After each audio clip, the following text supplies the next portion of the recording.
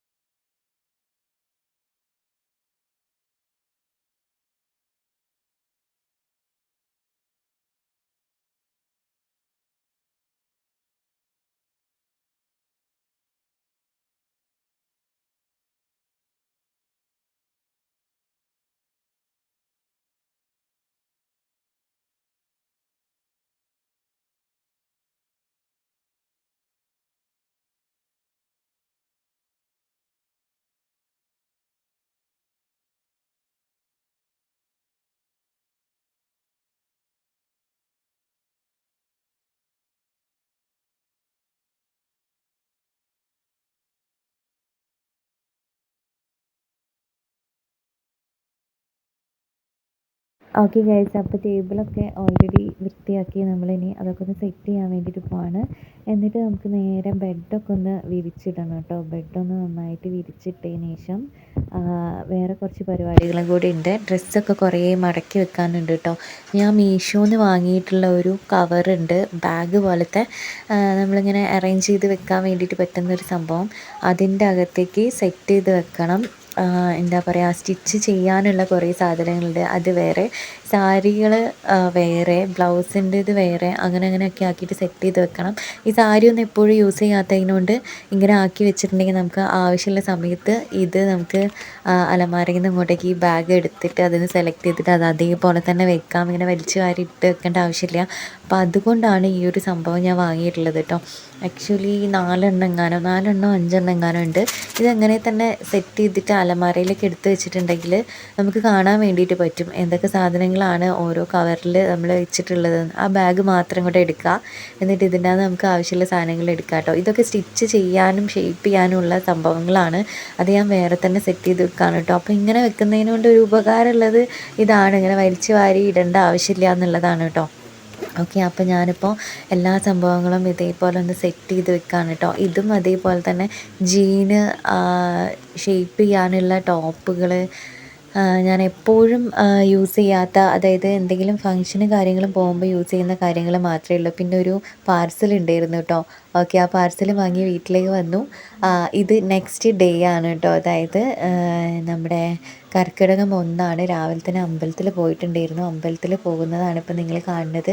Actually ഇപ്പോൾ വീട്ടിൽ മോന് പനിയായിരുന്നു. മോന് പനി മാറി. ഇപ്പം അമ്മയ്ക്ക് തലവേദനയും പനിയും തുടങ്ങിയിട്ടുണ്ട്. ഇപ്പം ഞാനും അച്ഛനും കൂടിയാണ് അമ്പലത്തിൽ പോകുന്നത്.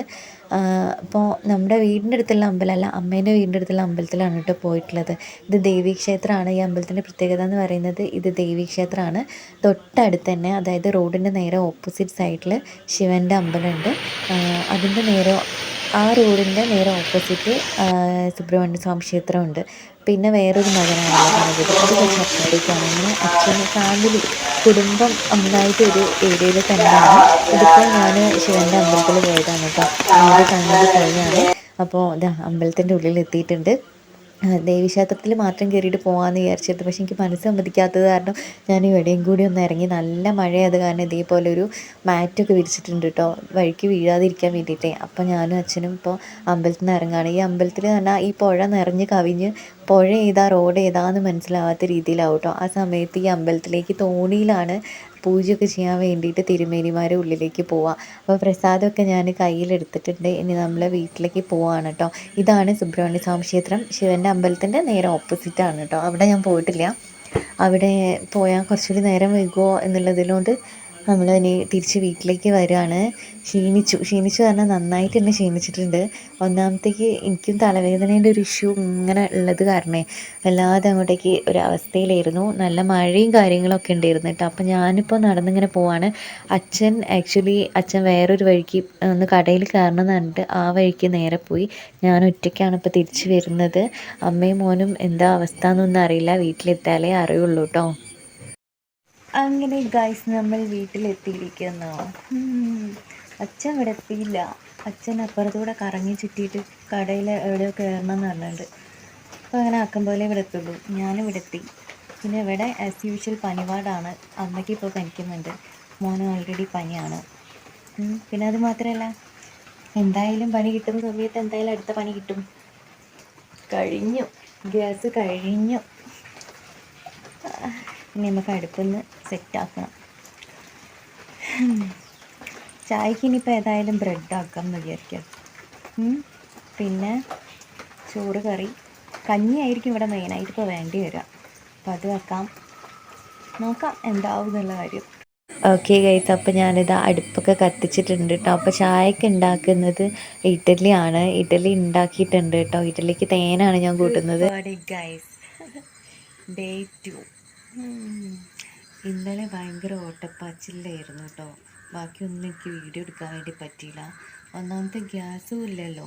അപ്പോൾ ഇവിടുന്ന് ഈ അടുക്കളയിൽ നിന്ന് പുറത്തെ വിറകിൻ്റെ അടുപ്പുള്ള അങ്ങോട്ടേക്ക് ഓടണം, അവിടുന്ന് ഇങ്ങോട്ടേക്ക് ഓടണം, സാധനങ്ങൾ എടുക്കാൻ വേണ്ടിയിട്ട് ചെക്ക പോകുകയായിപ്പോൾ. ഇന്നലെ ഒരുപടി വരെ ഞാൻ പണി തിരക്കേനെ, ഒന്നും എടുക്കാൻ വേണ്ടി പറ്റിയില്ല. ഇന്നും ആസ് യൂഷ്വൽ അങ്ങനെയൊക്കെ തന്നെയാണ്. അപ്പോൾ ഞാൻ വിചാരിച്ച് വെറുതെ ഒന്ന് വന്ന് മുഖം കാണിക്കാം. ഇവിടെ മോന് പനി ആക്കുന്നുണ്ട് കേട്ടോ, പക്ഷെ അമ്മയ്ക്ക് നല്ല പനിയുണ്ട്. അമ്മ ഇടയ്ക്ക് എനിക്ക് നല്ല തലവേദന. രാവിലെ എണീറ്റപ്പോൾ ഞാൻ കുറച്ച് നേരമായിട്ടേ ഉള്ളൂ എണീറ്റിട്ടോ. വേഗം തന്നെ പരിപാടികളൊക്കെ കഴിഞ്ഞു, വിളക്കൊക്കെ കത്തിച്ച് സെറ്റായി. തലവേദന ഉണ്ട്, എന്നാലും നോക്കിയിട്ട് കാര്യമില്ലല്ലോ. എന്തെങ്കിലും ഗാനാപീനമൊക്കെ വേണമെങ്കിൽ ആരെങ്കിലും ഒരാളെങ്കിലും തല പൊന്തിച്ച് നിൽക്കണം. അപ്പോൾ അതുകൊണ്ട് ഞാൻ എങ്ങനെയൊക്കെയോ ഒന്ന് ഓക്കെ ആയി നിൽക്കുകയാണ്. ചായ ആയിട്ടുണ്ട് കേട്ടോ, ചായ കുടിക്കുന്ന ചായ. ഇനി ഞാൻ ബ്രെഡ് എടുത്ത് വെച്ചിട്ടുണ്ട്. അതേപോലെ പുട്ടിൻ്റെ ഒരിത്തിരി ഉണ്ട്, അതും ഉണ്ടാക്കാമെന്നാണ് വിചാരിക്കുന്നത്. ഇതൊന്നും ഉണ്ടാക്കിയിട്ട് കാര്യമില്ല, ആരും കഴിക്കില്ല, മനസ്സിലാവുണ്ടോ? അപ്പോൾ അതുകൊണ്ട് എന്തെങ്കിലും ഉണ്ടാക്കാനും മടിയാണ്. പക്ഷെ ഒന്നും കഴിക്കാതിരിക്കാനും പറ്റില്ലല്ലോ. എന്തായാലും കഞ്ഞി വെക്കണം അമ്മയ്ക്ക്. മോനും ചിലപ്പോൾ അതെന്നേക്ക് കുടിക്കാം. നോക്കാം എന്താണെന്ന്. അവിടെ ഇവിടെയൊക്കെ കുറച്ച് എടുക്കാൻ പറ്റുമെന്ന് ഞാൻ വിചാരിക്കുന്നു ഗൈസ്. നോക്കാം. ഓക്കെ ഗൈസ്, അപ്പം നമ്മളിന്ന് പനി പിടിച്ച ദിവസത്തിലെ ഡേ 2 ആണ്. ഇന്ന് നമ്മളിവിടെ ഉണ്ടാക്കാൻ വേണ്ടിയിട്ട് പോകുന്നത് എന്താ പറയുക, പുട്ടാണ് കേട്ടോ. അടുപ്പത്ത് നിന്നാക്കി വരണം. ഞാൻ അങ്ങോട്ടൂടെ, അവിടുന്ന് ബാക്കോട്ടൂടെ, ഇങ്ങോട്ടൂടെ, അങ്ങോട്ടൂടെ അങ്ങനെ ഓട്ടത്തിലാണ്. അമ്മയും മോനും ഓൾറെഡി കിടപ്പിലാണ്. അപ്പം ഞാനിതാ ജസ്റ്റ് രാവിലെ തന്നെ ചായയുടെ കൂടെ കഴിക്കാൻ വേണ്ടിയിട്ട് ബ്രെഡ് ജസ്റ്റ് ഒന്ന് ചൂടാക്കി എടുക്കുന്നുണ്ട് കേട്ടോ. എന്നിട്ടാണ് പുട്ടുണ്ടാക്കാൻ വേണ്ടിയിട്ട് പോകുന്നത്. അടുപ്പ് നല്ലോണം കത്തിച്ചിട്ടുണ്ടെങ്കിൽ പെട്ടെന്ന് പെട്ടെന്ന് തന്നെ നമുക്ക് ഓരോ സംഭവങ്ങളും പെട്ടെന്ന് പെട്ടെന്ന് അങ്ങ് കയറ്റി വെച്ചിട്ടുണ്ടെങ്കിൽ ആവും. പക്ഷേ ഇവിടുത്തെ ഒരു പ്രശ്നം എന്താ വെച്ചാൽ അമ്മയ്ക്ക് മൈഗ്രെയിൻ്റെ പ്രശ്നമാണ്. അമ്മ തലവേദനയായിട്ട് കിടന്നിട്ടുണ്ടെങ്കിൽ അമ്മ എണീക്കില്ല. അപ്പോൾ അമ്മയ്ക്ക് ഒന്നും കഴിക്കാൻ വേണ്ട.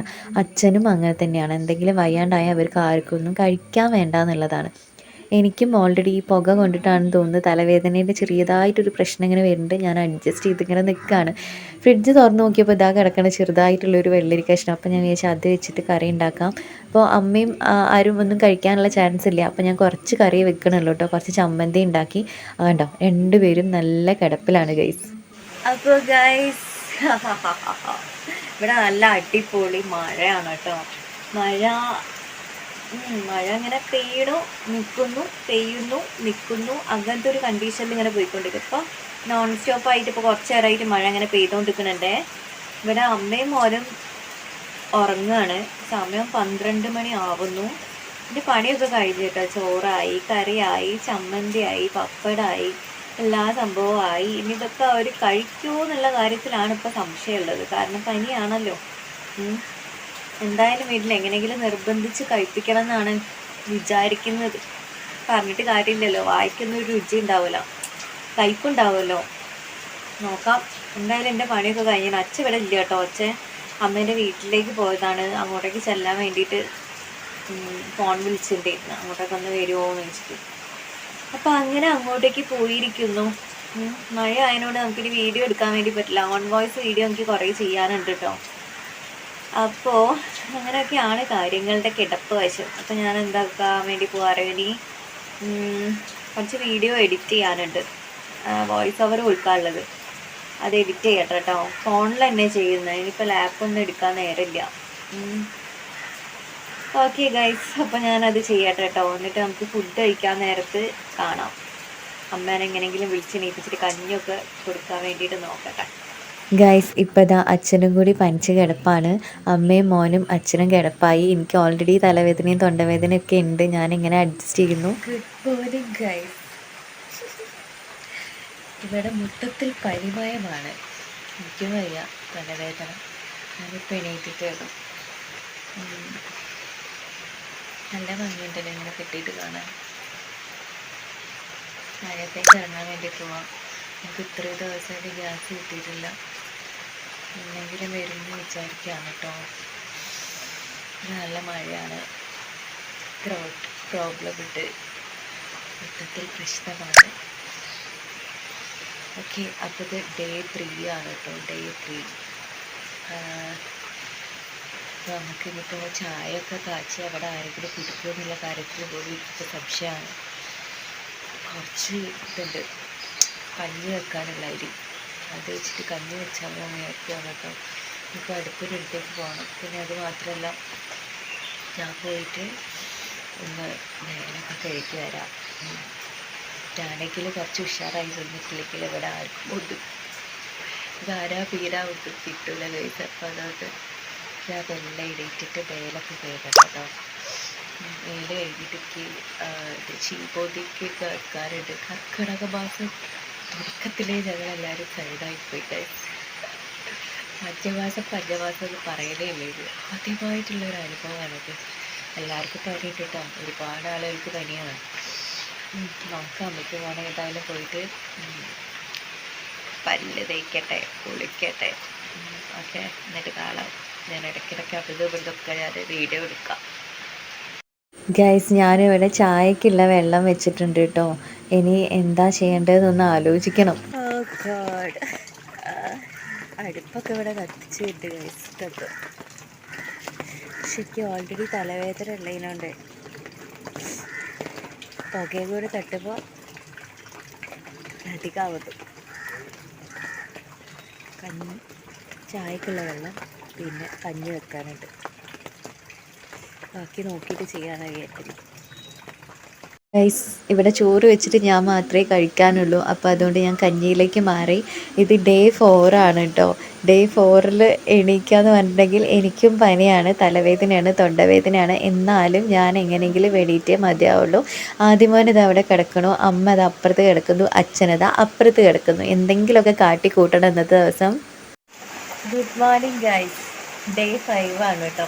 ഇന്നലെ ഡേ 4 എന്ന് പറഞ്ഞ് പോയതാണ് ഞാൻ. പിന്നേക്ക് വരാൻ പറ്റിയില്ല, കാരണം അപാര തലവേദനയായിരുന്നു. ഇന്നിപ്പോൾ ഓക്കെ ആയി, കുറച്ചൊക്കെ കുഴപ്പമില്ല. പക്ഷെ തൊണ്ടവേദന ഉണ്ട് കേട്ടോ.